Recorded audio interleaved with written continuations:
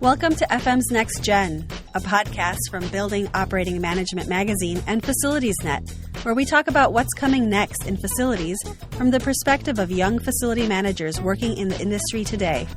I'm your host, Naomi Mijan, Senior Editor of Building Operating Management. For episode 4, I had a chat with Nicole Meyers, Facilities Specialist with Enterprise Rent-A-Car in Baltimore, Maryland. We connected over a video chat, but I'll just be sharing the audio here. It was a really fascinating conversation. Here it is. Well, Nicole, thank you so much for joining us on the podcast. I'm really excited to learn more about you and how you got into this field. So to begin with, if you could just, say your name, your title, the company you work for, and then talk about how you got there. Yeah, my name is Nicole Meyers. I am the facilities specialist for Enterprise Rent-A-Car out of Baltimore. I kind of ended up in the role after joining Enterprise straight out of college through their management trainee program. I worked for the sales role for about 9 months, and then I ended up in the facilities department. I'm just curious, how did you make the jump from sales to facilities? Okay, so I ended up, a facilities role opened up in the company about 9 months into my sales role, and I had the background for that position. So I just went ahead and applied. I had previous drafting and architecture experience, so I kind of combined that with my knowledge of enterprise, and then I ended up getting the job. So did you, did you study architecture? Is your degree? I don't remember what your degree is in. So my degree is actually in psychology. So I went to technical school for drafting. I ended up going to college for psychology and industrial organizational psychology, and then I ended up in the facilities field. I think a degree in industrial psychology would be hugely beneficial to a position in facilities. Yeah. That's amazing. So when you when that position opened up, that internal position, and you decided to go from the sales to the facility side, what was your thinking around that? What were your goals when you were kind of making that transition? Luckily, because Enterprise really promotes the moving up from within culture, I was able to kind of see the roles that I would be supporting once I got into the facilities field. So one of the big things that I wanted to do was to create efficiencies by leveraging technology. So kind of like we're doing now, the video chatting, being able to use things like this to support the 80 or so locations that we have around the area, fixing facilities related issues through this rather than sending someone on site. Another thing that I wanted to really focus on was creating succession planning and making sure that we were doing everything in our power to keep track of the strides that we've made over time. One of the last things that I thought, and then this kind of developed just over time, was after going to so many facilities related functions, I found that those of us that are in FM tend to stick together and share a lot of the same issues, regardless of the different industries, which is pretty cool. So one of the issues that I found and wanted to fix over time was the lack of advocating for ourselves. So I've noticed that FMs are incredibly responsive, knowledgeable individuals, yet we are the last group of people that it seems like to toot our own horns. Mm-hmm. So my main goal after being in FM for about 6 months or so was to change that and to ensure that the teams that I support know exactly what we have accomplished. Mm-hmm. So I should have asked you earlier, how long have you been in this position? So I started as a coordinator, and I, after about a year, got promoted to senior coordinator, and then after about another year into the facilities specialist role. Mm-hmm, mm-hmm. So a few years now. Mm-hmm. So you mentioned you are in charge of 80 locations, or you're responsible for teams in 80 locations. How does your team structure work? So there's myself. I'm the facilities specialist for Enterprise of Baltimore. So We have about 50 main locations and about 30 kind of satellite locations from all on the eastern shore of Maryland over to Baltimore. We take over about half of all of Maryland. My boss, Sabrina, she manages the lease negotiations for these locations. And we also have our facilities coordinator, Allie, who she is the first point of contact kind of for the department. So she does a lot of the reactive maintenance, things like that. Okay, cool. So you've been in the position for a couple of years. What do you think of it? What do you think of FM so far? It is an awesome whirlwind. It's every day I come into work, there's something different going on. It's always exciting. There's always something to learn. So there's never a dull moment. So then to pick up the thread from what you were saying were some of your goals and how I think it's great to underline that, in FM people do seem to have a challenge with advocating and kind of putting that spotlight on the achievement. How have you been able to put tools in place, or what have been the things that you've been doing for the teams at Enterprise to help facilitate kind of making that recognition happen? So I think a lot of pictures, those go a long way. I think just communicating all the time and just getting other people really excited about it. Also having the opportunity, even if it's the smallest thing, of getting other people involved. One of the projects that I did recently was I renovated a break room, and normally we would have just gone in and done our standard and renovated it and left it at that. But we really got the team on site involved and said, hey, what would you like to see here? And just having that little involvement, whether it's allowing them to pick the chair or the paint color or things like that, then people, I think, are more receptive and more aware of what it is that we do every day. Mm-hmm, mm-hmm. And they have that sense of ownership and control that's so valuable. Right. So you said lots of pictures. Are those internal, or do you have like a Instagram account or something? So a lot of it's internal emails. We have an internal app that we use.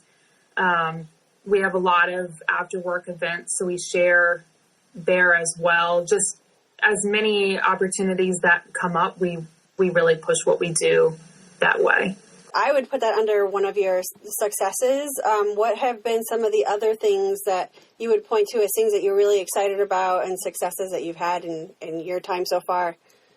I think really also developing like a solid training plan and helping those people on site help themselves a little bit. A lot of the people that end up working here are young like me, and they might not be homeowners yet. So it's really cool to kind of put a structured training in place of, hey, here's how you change a light or a ceiling tile, or these are the things that you can look for being on site to help our department. And I believe it really empowers them then to say, hey, I might not be on the facilities team, but here's a way that I have helped take care of my own location. Got it. What is it about Enterprise that is drawing this younger workforce? I would have never thought that.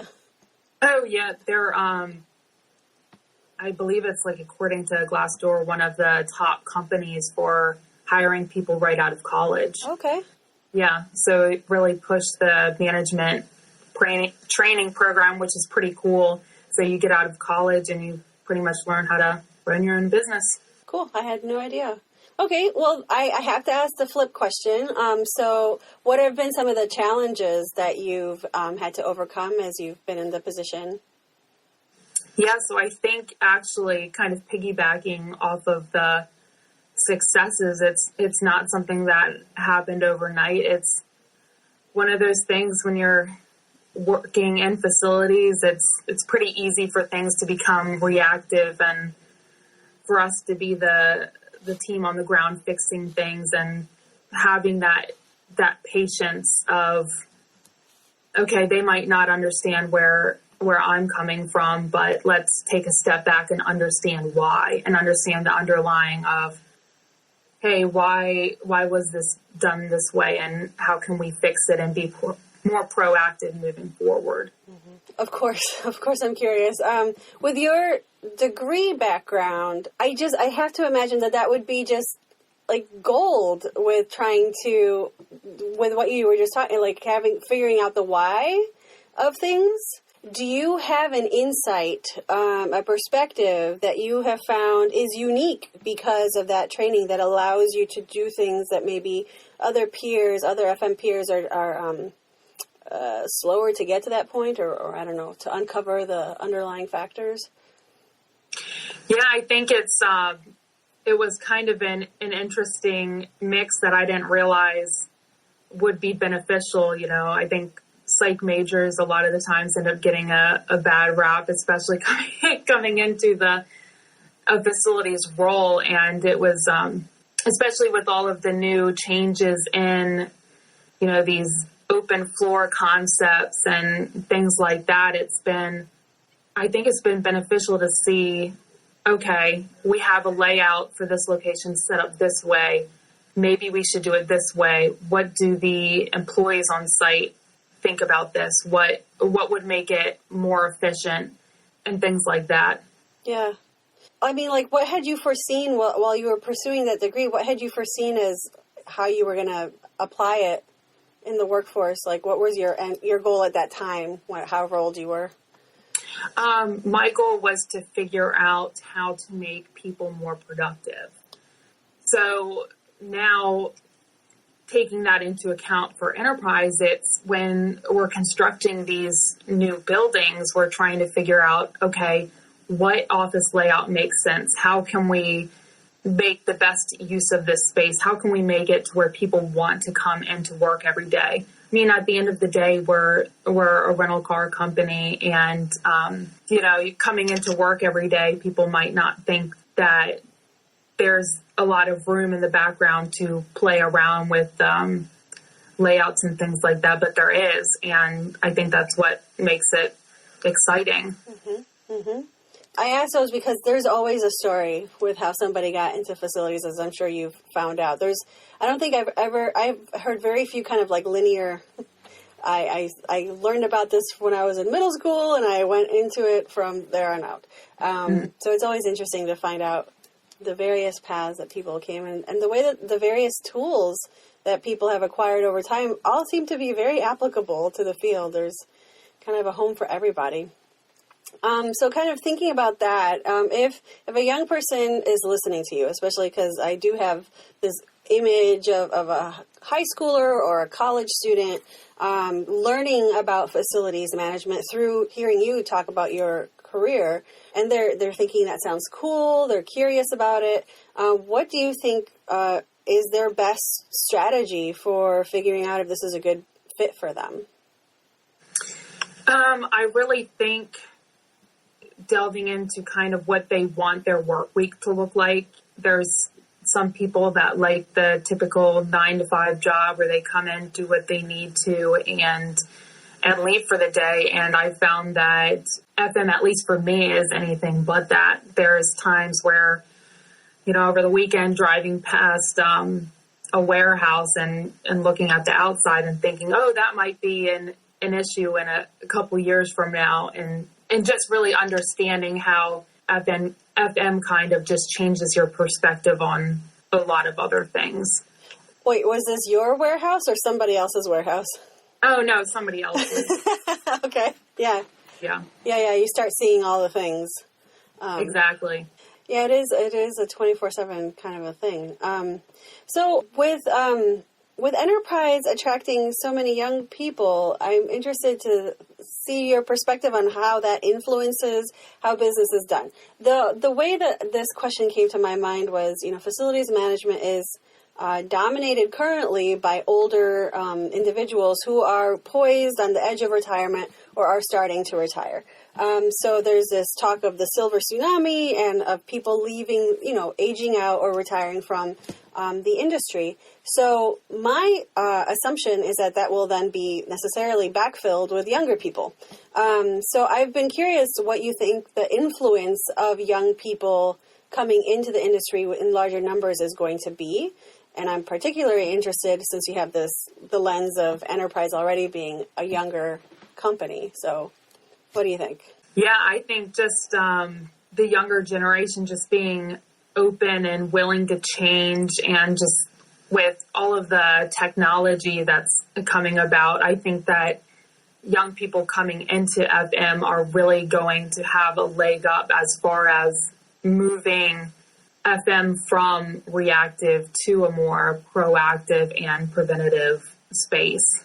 I want to say it's a positive stereotype of younger people, that they are this adaptive cohort, that, they can take technology up quickly, they're open to change, they're flexible, and you've seen that borne out through your colleagues at Enterprise? Mm-hmm. Cool. Well, that brings a lot of hope. There's certainly room for growth and improvement in the industry. So then what do you see as your future as you develop in your career? I see as continuing to grow and to set the next person up for success. Awesome. Well, thank you so much for joining me on the podcast, Nicole. Thanks. Thank you for listening to episode 4 of FM's Next Gen, featuring Nicole Meyers with Enterprise Rent-A-Car. What did you think? Were there any questions I forgot to ask? Let me know in the comments below, or send me an email at naomi.mijan@tradepress.com. Be sure to tune in next week for the next episode of FM's Next Gen, and in the meantime, find everything you could ever want to know about facilities management at FacilitiesNet, the online home of building operating management and facility maintenance decisions magazines. I've been your host, Naomi Mijan, Senior Editor of Building Operating Management.